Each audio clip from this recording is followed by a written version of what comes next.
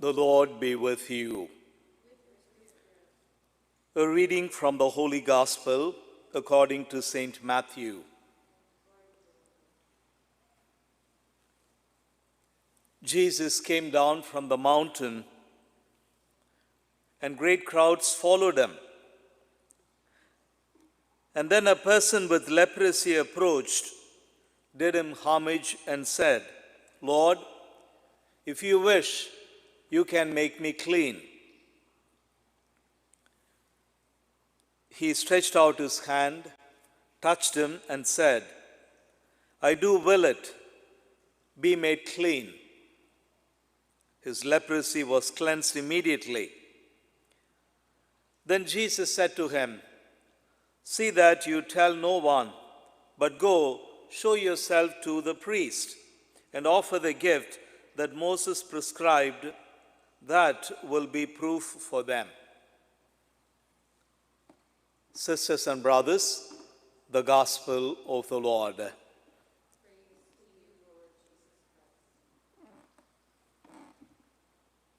Please be seated.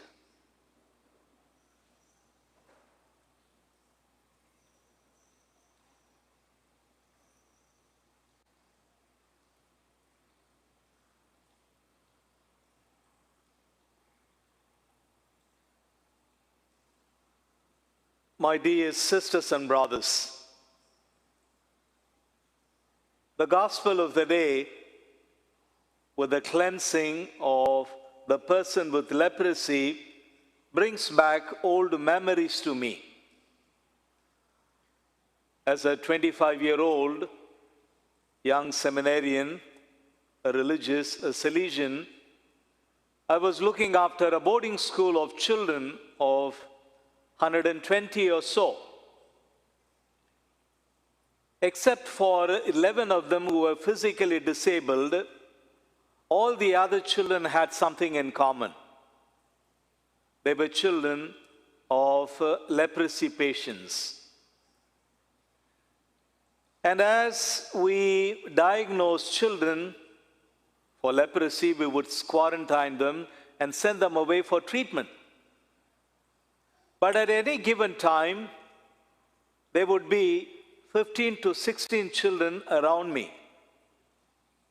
And it never occurred to me that without even they realizing, they were actually fighting for my fingers. Something that they never got to hold with their parents. You know, leprosy patients lose fingers and the palms. And so there I was, one with them and one for them. At any given time, there was always this crowd of little children.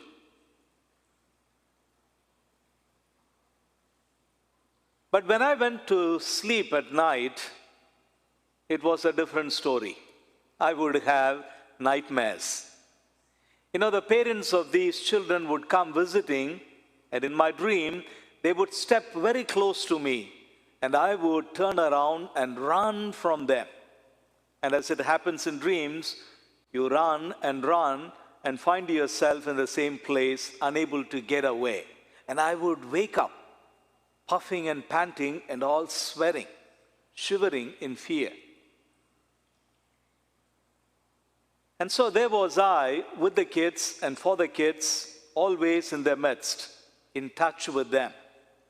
And there was I at night running away from them, which was the real me. And psychologists today would tell us that the unconscious tending is always true. I was, though, with them physically, emotionally, I was running away from them. What a shame. But the Gospel of the day tells us a different story. When Jesus comes across this person with leprosy, we are told that he stretches out his hand and touches him, and immediately the person is healed.